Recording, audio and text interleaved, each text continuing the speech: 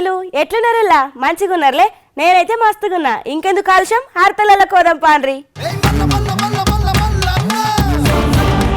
ఆగో ఏపీలా పింఛన్ల పంపిణీ జోరుగా అవుతున్నదుల్లా.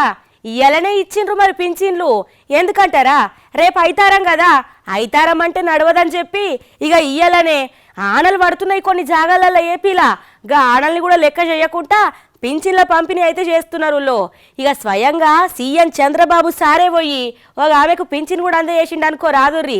ఇక ఊరోళ్ళతోటి కలిసి మాట్లాడి ముచ్చట్లు పెట్టి ఏమేం సమస్యలున్నాయి, ఇంకేం కావాలా ఏంది అని పురాగా అరుసుకొని మొత్తానికైతే పింఛన్ అందజేసిండు. ఇక మరి చూద్దాం పాండ్రి. ఏపీలా పింఛన్ల పంపిణీ జోరు మీద సాగుతుంది. ఇక రేపు ఐతారం అవుడుతోటి ఒక రోజు ముందే లబ్ధిదారులకు పింఛన్లు పంపిణీ చేస్తాండ్రు. సీఎం చంద్రబాబు సార్ కూడా పింఛన్ల పంపిణీ కార్యక్రమంలో పోయి పాల్గొనడులా. ఆయన చేతుల మీద లబ్ధిదారులకు పింఛన్ పైసలు ఇచ్చిండు. ఇక అనంతపురం జిల్లా నేమకల్లు కాడ పర్యటిస్తున్న చంద్రబాబు చక్కగా లబ్ధిదారుల ఇంటికి పోయి పింఛన్ అందజేసిండు అనుకో రాదుర్రి. ఇందిరమ్మ కాలనీలున్న రుద్రమ్మకు 4000 వివంతు పింఛన్ని అందజేసుకొచ్చిండు. అటెనక షిక్కిగా అక్కడ ఉన్న ఊరోళ్ళతోటి ఇక ముచ్చట పెట్టి ఏమేం బాధలున్నాయి, ఏమేం తక్లీఫ్లున్నాయని మళ్ళీ తేప అడిగి తెలుసుకున్నాడు. ఆగో ఒకరోజు ముందుగాలనే పింఛన్లు పంపిణీ చేస్తుండ్రులో. రాష్ట్రంలో అన్ని నియోజకవర్గాలలో ఉన్న ప్రజాప్రతినిధులు కూడా పింఛన్ల పంపిణీలో పాల్గొన్నారు. ఇక కొన్ని జాగాలలో ఆనలు పడుతున్నా కూడా గదేం పట్టించుకోకుండా పింఛన్ల పంపిణీ మాత్రం ఆగుతనే ఆపుతనే లేరు. ఇక జోరు ఆనలు కూడా నేతలు పింఛన్లను లబ్ధిదారులకు అందజేస్తుండ్రులో. ఇక ముసలోళ్ళు వివంతువులు ఒంటరి ఆడోళ్ళకి ఇబ్బందులు పడకుండా ఇక ఉండేటందుకు ముందుగాలనే గిసొంటి ఏర్పాట్లు చేసింది సర్కారు. ఇక అయితే ఇలా పింఛన్ పొందినోళ్లకు ఎల్లుండి అందజేస్తారట.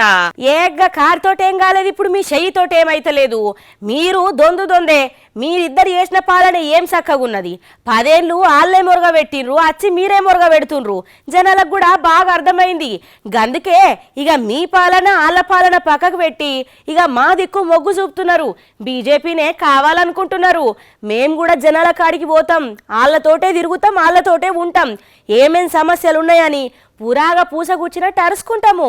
ఇక మా పార్టీని ఇంకా బలంగా దిట్టంగా చేస్తాము అని చెప్పి కేంద్ర మంత్రి కిషన్ రెడ్డి ఇక కారు పార్టోళ్ళ మీద ఇటు చెయ్యి పార్టోళ్ళ మీద దండిగా ధ్వజం అయితే ఈ మాటలన్నీ మాట్లాడుకొచ్చిండు. ఇందామా మరి, ఇందాం పాండ్రి. బీఆర్ఎస్ లెక్కనే కాంగ్రెస్ పాలన కూడా సాగుతున్నది. ఆ కారు పార్టోళ్ళు ఏం చేసిండ్రు, ఇప్పుడు చెయ్యి పార్టోళ్ళు ఏం చేసిండ్రు, మొత్తం ఇది తప్పుల తడక లెక్కనే ఉన్నది.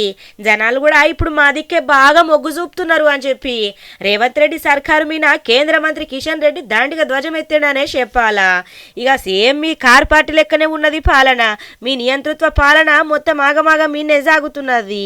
అన్ని వర్గాల జనాలు సర్కారు మీద అసంతృప్తితోటే ఉన్నారని చెప్పి కిషన్ రెడ్డి సారు చెప్పుకొచ్చిండు. మరి తెలంగాణ ప్రజలు ఎంతో ఆరాటపడి పోరాటాలు చేసి తెచ్చినటువంటి తెలంగాణ, ఈ రాష్ట్రాన్ని పరిపాలించినటువంటి కేసీఆర్ గారు పూర్తిగా అది కుటుంబమయం చేయడం జరిగింది. మరి కేసీఆర్ పోవాలని, కుటుంబ పాలన పోవాలని, కేసీఆర్ అవినీతి పోవాలని మరి ప్రజలు ఆ రోజు సంవత్సరం క్రితం జరిగినటువంటి ఎన్నికల్లో కాంగ్రెస్ పార్టీకి ఓటేస్తే కాంగ్రెస్ పార్టీ కూడా ఏ మాత్రం తేడా లేకుండా టీఆర్ఎస్ ఏ రకంగా పరిపాలన చేసిందో కాంగ్రెస్ పార్టీ కూడా అదే పరిపాలన చేస్తాం. అదే రకమైనటువంటి అహంకారం, అదే రకమైనటువంటి నియంతృత్వం, అదే రకమైనటువంటి అవినీతి, అదే రకమైనటువంటి వైఫల్యాలు ఈరోజు ఈ రాష్ట్రంలో మనం చూస్తున్న విషయం మనం చూస్తూ ఉన్నాం.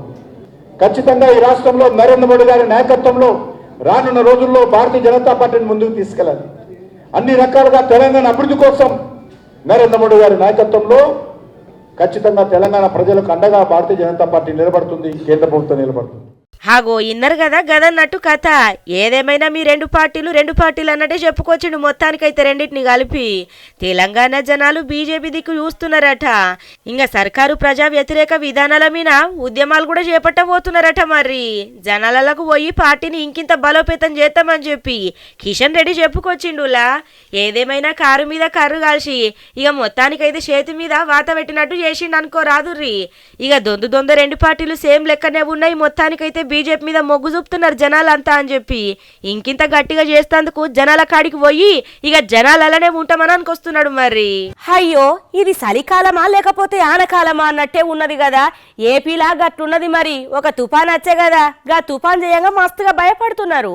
ఇప్పటికే ఈ చలితోటి జనాలు జంకిపోతున్నారంటే మళ్ళా దానికి తోడు ఆనలు కాబట్టే ఈ ఆనలు చిన్నగా కొడుతున్నాయా మళ్ళా ఇక ఎడతెరిపి లేకుండా దంచి దనాలు బుక్కిస్తున్నాయనే చెప్పాలా. నెల్లూరు జిల్లా కాడ నెరి అధ్వానం ఉన్నది, ఇక కావాలంటే మీ కళ్ళతోటి మీరే చూడుండ్రి. అబ్బా గీ ఉమ్మడి నెల్లూరు జిల్లా మీద ఫెంగల్ తుఫాను మస్తుగా కోపం మీద ఉన్నట్టున్నది కదా. ఉమ్మడి జిల్లాలల్లా జోరు మీద పడుతున్నాయి ఆనలు. నెల్లూరులా రోడ్లు మొత్తం జలమయం అయిపోయినాయనే చెప్పాలా. ఇక బండ్ల మీద పోయేటోళ్ళు వచ్చేటోళ్ళు మస్తుగా ఇబ్బందులు పడుతున్నారు. పెన్నా నదిలా వరద ఉధృతి పెరిగే అవకాశం ఉన్నదని కేంద్ర సంస్థల హెచ్చరికతోటి సర్కారు అప్రమత్తం అయ్యింది. సోమశీల డ్యాము భద్రత మీద ప్రత్యేక దృష్టి పెట్టుకొచ్చింది. సముద్రంలా గంట గంటకు అలల ఉధృతి పెరుగుతూనే వస్తున్నది కానీ తగ్గుడైతే లేదులా. ఆగో చూసిండ్రు కదా, ఆనకాలం సురైనప్పుడు ఆనలు ఎట్లా కొడతాయో గట్ల కొట్టబట్టే చలికాలంలా ఇక నదికి దగ్గరలోనే ఉండే మత్స్యకార ఊర్లోళ్ళు భయం గుప్పిట్ల పెట్టుకొని బతుకుతున్నాయనే చెప్పాలా. కొన్ని జాగలల్లా ఆన తాకిడికి వరినారు ముళ్ళు దెబ్బతిన్నాయనే చెప్పాలనుల్లా. వారం దినాల కంచెలి సముద్రంలో చేపల వేట ఏడికాడ నిలిచిపోయింది. నెల్లూరు జిల్లాల చేనేత పనులు ఏడికాడ ఆగిపోయినాయి. అటు కృష్ణపట్నం పోర్ట్ల కూడా 6వ నంబర్ ప్రమాద హెచ్చరిక కూడా జారీ చేసింది. ఏమేమెంత చెప్పినా పట్టించుకుంటలేరు సారు, మొత్తం ఆగమాగమున్నాయి. మా ఊర్లే మోర్లు మొత్తం నిండిపోయినాయి. ఈ డ్రైనేజీ తోటి మేము వేలలేకపోతున్నాం, మేము దారలేకపోతున్నాం. జర పట్టించుకోండి సారు. ఓట్లేసినాం కదా సారు, ఓట్లేసి గెలిపించుకున్నాం, మా మాట అంటే ఇలువనే లేదా అని మస్తుగా బతిమలాడుకున్నారట. అయినా లేరట. ఇక ఇట్లయితే కాదు, ఇక వీళ్ళకు బుద్ధే రావాలి.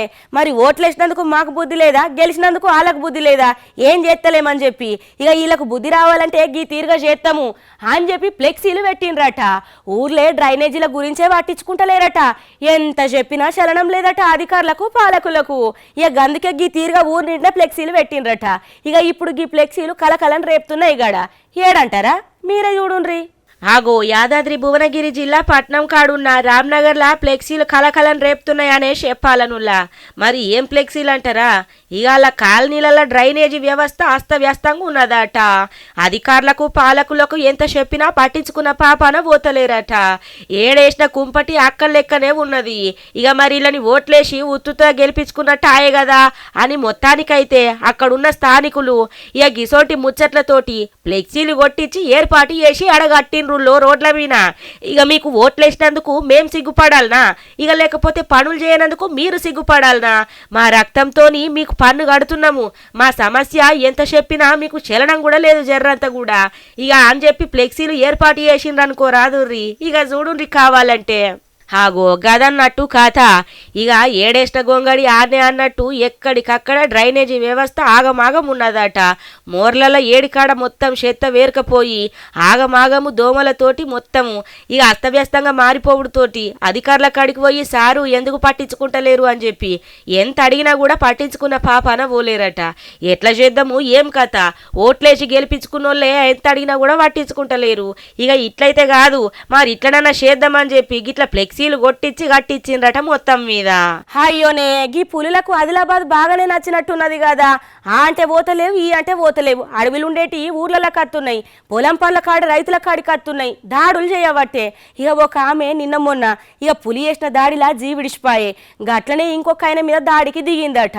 ఇక ఈ పులులు చేయంగా మస్తుగా జంకిపోతున్నారు జనాలు ఆదిలాబాదు దిక్కు. మేము ఎట్లా చేసుడు ఏం కథ, పొలం పనులకని పొద్దుగాల పొద్దుగుకి షీకట్లా పోతాము. ఇక మరి అది ఎక్కడికేం చేస్తుంది, ఏ సందులకేం చేస్తుంది, ఎట్లా చేసుడు మేము అని చెప్పి వాళ్ళ బాధలు వాళ్ళు ఉన్నారు.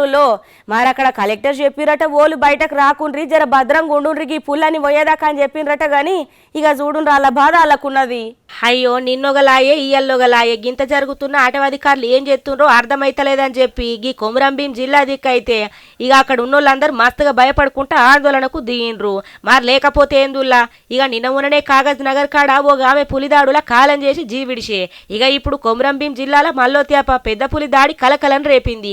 పొలంలో పనిచేస్తున్న ఒక రైతు మీద పులి దాడి చేసిందుల్లా. ఇక ఎమ్మటిని అందరు కలిసి దవాఖానలకు పట్టుకపోవడంతోటి అంత మంచి అయింది. కానీ లేకపోతే ఏం కావాలో చెప్పుండ్రి. ఈ సిర్పూర్ మండలము దుబ్బగూడ కడగి ముచ్చట అయ్యింది. నిన్న గన్నారంలా ఓ ఆమె మీద పులిదాడి అయితే ఏం తాగమాయ చెప్పుండ్రి. గిట్ల వరుస పులిదాడులతోటి పాపం అక్కడ ఉన్నోళ్ళు జంకిపోతున్నారనే చెప్పాలా. ఎప్పుడు ఎక్కడికేం చేస్తుందో ఎవరి మీద దాడి చేస్తుందో తెలిసేటట్టు లేదయ్యా అని చెప్పి ఇక ఓ తీరుగా భయపడుతున్నారు. ఇక మరి మొత్తానికైతే ఈ ఆదిలాబాద్ దిక్కు ఇడిసబెట్టకుండా తిరుగుతున్నాయి కదా, జల్లడ పడుతున్నాయి. అడవులుండేటి అడవులుండకుండా జనాల నడిమిట్లా కచ్చుకుంటా ఇక జనాల మీద దాడి చేసుకుంటా ఆగమాగం చేసుకుంటా మొత్తానికైతే భయాందోళనకు గురి ఎత్తున్నాయి అనే చెప్పాలా. ఇక గిట్ల పులిదాడులతోటి జనాలు బయటకు రావాలంటేనే మస్తుగా భయపడుతున్నారు. ఇక పనులను ఇడిసబెట్టుకొని ఇంట్లోనే ఉంటున్నారు కానీ బయటకైతే అత్తలేరులో. లగ్గం అంటే మస్తు మంది కత్తరులా పెళ్లి కాడికి. ఎవలో వాళ్ళు చుట్టాల పట్టాలన్నది కాదు, ఇంత బువ్వ దొరుకుతుంది కదా అని చెప్పి ఇక తాగినోళ్ళు ఆళ్ళు వీళ్ళు మస్తు మంది అత్తా ఉంటారు. గట్లనే ఒక ఆయన యూపీ కాడ లగ్గం ఉన్నది కదా అని చెప్పి లగ్గానికి పోయిండట. మరి కళ్యాణ మండపానికి పోవాలంటే దారి కూడా చక్కగా తెలవాలి కదా, అవన్నీ తెలుసుకొని పెళ్లికి పోయేది ఉండే. మరి మందేమో పీకల దాకా దాగే గిర్రా గిర్రా భూమి మొత్తం తిరగబట్టే. మరి పెళ్లి మండపానికి కాడికి పోయేది ఎవరో ఇంటికి పోయి తలుపులు కొట్టిండట పాపం తాత. ఇంకేమున్నది అక్కడ పెళ్లి కాడ తలవాలు పడడం మంచిగానే ఉన్నది కానీ ఇటు ఈయనకు తలవాలు పడ్డాయి దొంగ కావచ్చని.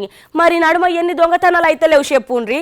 మరి మా ఇంటికి దొంగతనం కచ్చిండో మా అన్నో దోసుకపోతాడో అనుకొని అందరు కలిసి ఓ కరెంటు స్తంభానికి కట్టేసి తుక్కు తుక్కు కొట్టిండ్రు. ఇక కావాలంటే చూడుండ్రి మళ్ళీ తాప యాడికి పోడు. షవ్వా ఊకేనన్నా పోతిని కదరా లగ్గానికి. ఇంట్లో 4 మెతుకులు తిని సప్పుడంట మలుసుకొని పంట అయ్యే పోవు. ఇక పొయ్యి పెద్ద కుంపటి నెత్తి మీద పెట్టుకున్నట్టు అయింది కదా అని అనుకుంటున్నాడు కావచ్చు పాపం గీన. ఇక లగ్గానికి పోతే మంచిగా ముక్క దొరుకుతుంది, దాంతో పాటు సుక్క కూడా దొరుకుతుంది అని అనుకొని పోయిండు గాని పాపం పెళ్లి పిల్లగానికి పడ్డ తలవాలు కాకుండా ఈయనకు సపరేట్ తలవాలు పడ్డాయి. ఎందుకు ఏమైంది ఏం తలవాలు అంటారా అనులా. ఇక లగ్గానికి పోయిన ఓ గైరను దొంగ అనుకొని గా ఊరోళ్ళందరూ తుక్కు తుక్కు కొట్టిడిసబెట్టిండ్రట. ఇక ఈ ముచ్చట యూపీ కాడ అయ్యింది. ఇక అక్కడ ఓ కూర్లా లగ్గమైతున్నదట. ఇక ఇంకేమున్నది మంచిగా పీకల దాకా తాగిండట, తాగి లగ్గానికి పోయిండట. ఇక మరి కళ్యాణ మండపానికి చేరుకునే దారి తప్పిపోయిండట పాపము. పొరపాటున ఒక ఇంటి తలుపులు కొట్టిండట. హాగో గీనెవలు తెలనాయన ఊగిపోతున్నాడు దొంగనా మన్నా. ఇక ముందే ఈ నడుమ దొంగతనాలు బాగా అవుతున్నాయి. ఇంకేమున్నది సూష్టాలకేటో కొడుతున్నాడు అని చెప్పి దొంగ అనుకొని ఇక కరెంటు స్తంభానికి కట్టేసి ఓ కొట్టుడు కాదు చూడుండ్రి. అయ్యో చూసిన రానులా ఎట్లా కొడుతున్నారో. ఇక మరి పీకల దాకా తాగుడెందుకు, అటెనక సిక్కి దారి మరచుడెందుకు, ఓళ్ళ ఇంటి తలుపులో కొట్టుడెందుకు, అటెనక సిక్కిన కొట్టించుకున్నాడెందుకు. ఇక ఇంకేమున్నది గీ ఈడియో ఇంత బయట కచ్చటాళ్ళ కంటే ఇక చూడుండ్రి సోషల్ మీడియాలో గిర్రా గిర్రా చక్కర్లు కొట్టబట్టే. ఇక ఇంటికో తేప గట్టిగా తాగడు, తాగినా ఏడికి పోడు, ఇంట్లో పండుకుంటాడు కానీ ఇక గిసొంటి లెక్కలైతే చెయ్యడు. ఈ తేప బుద్ధి వచ్చింది కావచ్చు పాపం ఈయనకు. ఇక గివన్నట్టుల్లో టీవీ5 సమర్పించు మాస్ మలన ముచ్చట్లు. ఇక చూస్తూనే ఉండుర్రి. మళ్ళీ రేపు ఇయాల్టి దాకా ఇంకిన్ని మంచి మంచి ఆర్తలతోటి మళ్ళీ రేపు కలుద్దాం.